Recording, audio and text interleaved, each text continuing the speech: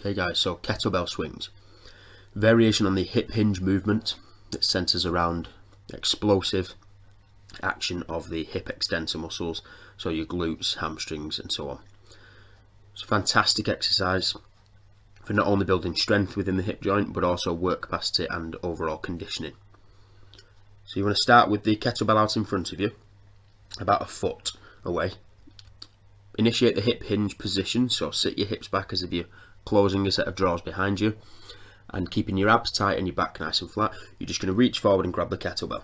From here, just pull and pass the kettlebell underneath your hips and then rapidly drive upwards, pushing your hips forward.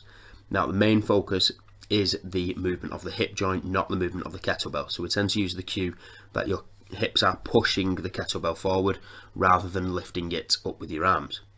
It also doesn't matter too much how high the kettlebell goes. People often make the mistake of lifting it right above the heads.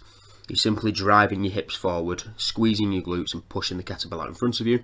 And then from here, pulling it back down underneath your hip joint, letting your hips sit back and returning back to the start position by driving your hips forward. Main focus is to keep your abs tight, relax your arms and keep your weight distribution over the middle of your foot. A good cue to see that you are using your hips effectively is if you pull the weight down harder on each rep, you shouldn't feel like you're going to lose your balance. If you feel like you're going to fall forward or backwards, it's because you're using your lower back and your arms rather than your hip joint. So you should be centered and rooted to the ground over the middle of your foot, simply sinking your hips back with the kettlebell underneath your hip joint and then driving forward and squeezing your glutes at the top of each rep. This exercise is also performed for time or really high reps, so make sure you're focusing on your form throughout the course of the whole set. So we're going to go through the bear crawls exercise. Great exercise for foundational movement, core stability, and it is actually a pretty good conditioning exercise as well.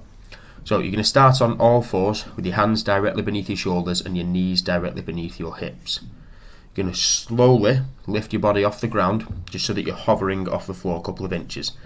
Your torso should be parallel with the ground, so your shoulders and your hips should be in line with one another.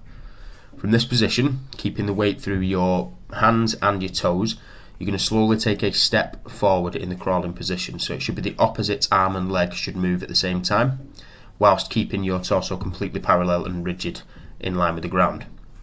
It's really common in this that we see people using too much of the legs and not enough of their arms, so they end up taking really big steps with the feet and end up with the bum rising in the air. Just make sure all the way through that you focus on keeping your bum down and your torso parallel with the ground.